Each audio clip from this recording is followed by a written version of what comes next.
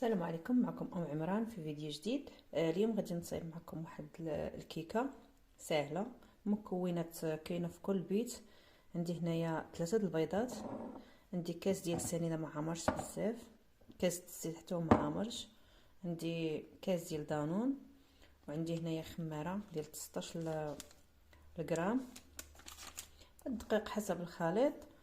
وهنايا غادي نستعمل الكاكاو والمر. نبداو على بركه الله.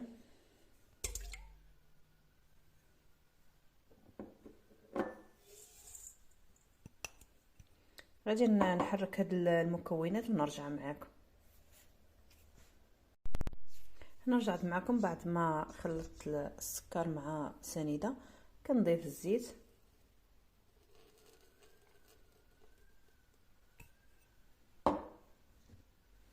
دانون،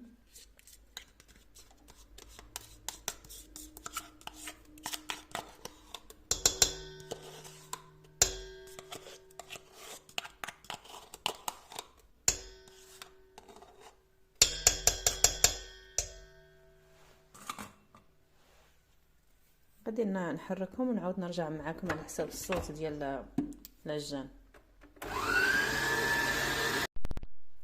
بعد ما حركت هذوك المكونات، دابا غادي ندوز باش نضيف الدقيق.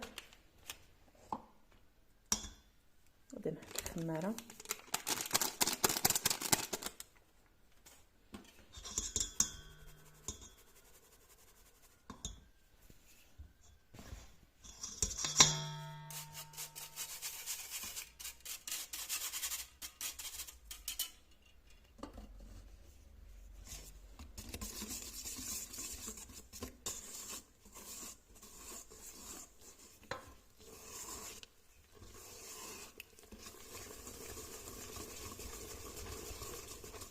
نحركو مزيان ما يبقاوش دوك الشهوب.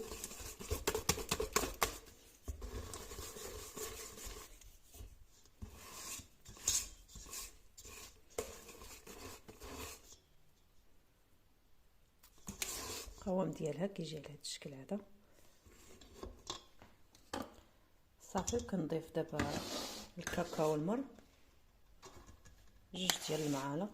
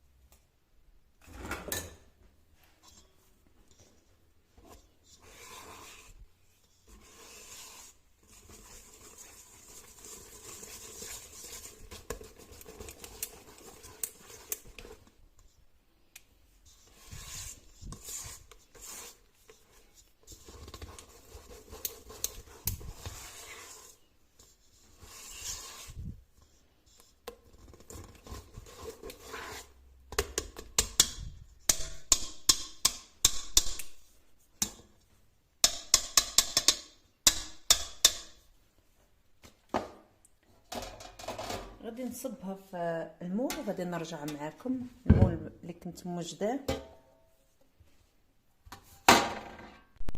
ها هي صبيتها في المول وغادي نخشيها في الفران درجه الحراره 140. غادي نديرها غير لتحت. طبعا الفران كيكون بارد. بعد ما طيب وغادي نرجع معكم. ها هي بعد ما طابت رجعت معكم. كتجي على هذا الشكل هذا، كتجي خفيفه. دابا غادي ندير فوقها الشوكولا. هي الكيكه بعد ما درت ليها الكلاصاج ديال الشوكولات ودرت عليها الفيرميسيل تا هو ديال الشوكولات من الفوق. نقطع معكم واحد الطريف.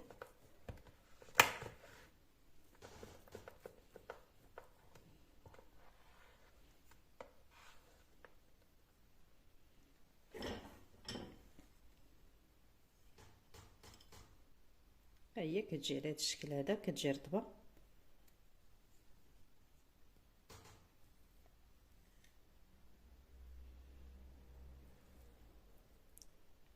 كنتمنى يعجبكم الفيديو. ديروا البارطاج مع الاهل والاصحاب.